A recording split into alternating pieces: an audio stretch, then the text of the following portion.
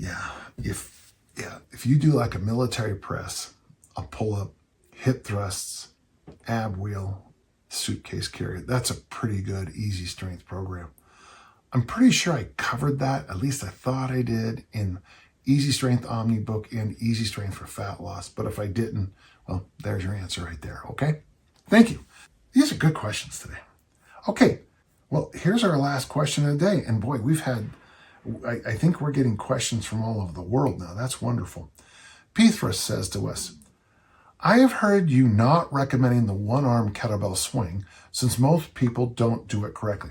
Okay, the one-arm kettlebell swing is a wonderful exercise, done correctly. I like to see the chin, sternum, and zipper not move. I don't like to see a lot of ballistic rotational movement. I'm a throws coach. I know, and here's the thing, you can go all over online and these experts, the one guy went to a cert, didn't pass, and then started his own kettlebell class, his own kettlebell company. Okay, mind-boggling. But I see people, they do all that, and it's fine for them. And if you do the sport, that's fine. Do them that style. I get it. But most people, they don't, they're not 19-year-olds trying to, or 25-year-olds trying to, win a kettlebell competition. Most of the clients I work with, even my athletes, are just people who are using kettlebell swings to this other goal. So for me, if you keep your chin, your sternum, your zipper in line the whole time, you hit at the top and you see, you're rocked up straight and tall at the top. I get it. I can go with you. But I will just say this, that's not what you normally see. So that was my point. According to my understanding, the one-arm swing works some muscles that the two-arm swing doesn't, like the obliques and the grip. Well, the grip, I'm not trying to disagree with you, but just add more weight to the bells or use two bells, your grip will get it.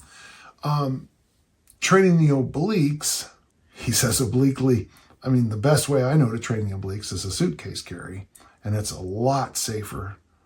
And if Stu McGill, he reinforced that with me after he went up and studied the suitcase carry. But I'm not getting into a fight. We're on the same place here. If I were to replace the one-arm swing with the two-arm swing, what additional exercises would you recommend to complement it to also work the other muscles that would have been worked with the one-arm swing? And then he says, I suspect maybe the suitcase carry. You're good, because that was my answer. There's a couple things I would do. In fact, we have a great little workout we call the sparrow hawk or the spar hawk. And it's the goblet squat for 8 reps and then suitcase carry, for a distance, turn around, goblet squat for 7 reps, suitcase carry the other hand, and the goblet squats go 8, 7, 6, 5, 4, 3, 2, 1 with suitcase carries in between. If you're doing two-handed swings, maybe do 75 going into the sparrow hawk and 75 after. 5 sets of 15, 3, whatever however math works out, I don't care. That's 150 swings. Of course, I can't do the math. I guess what is that about? It's right around 40 goblet squats. That's not right, but I'm pretty close to that. And suitcase carries, that's not a bad little combination.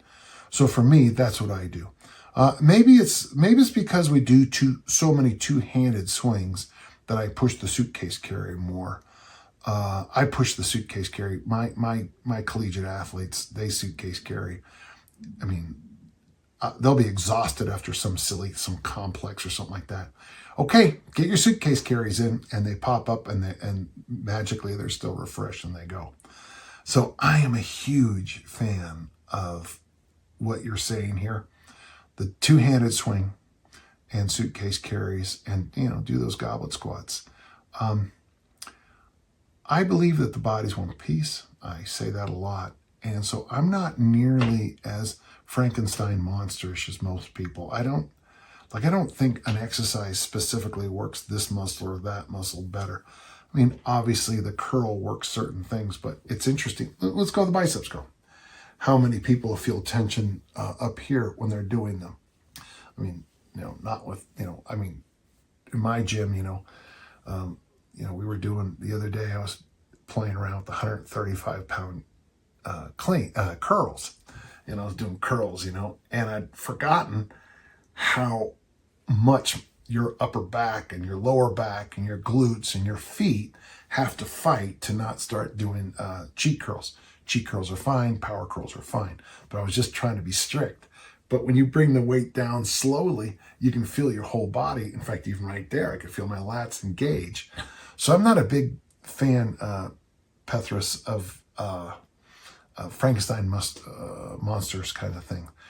That's a personal thing with me, because I think when you go down that road, there is a little bit of lack of clarity, okay?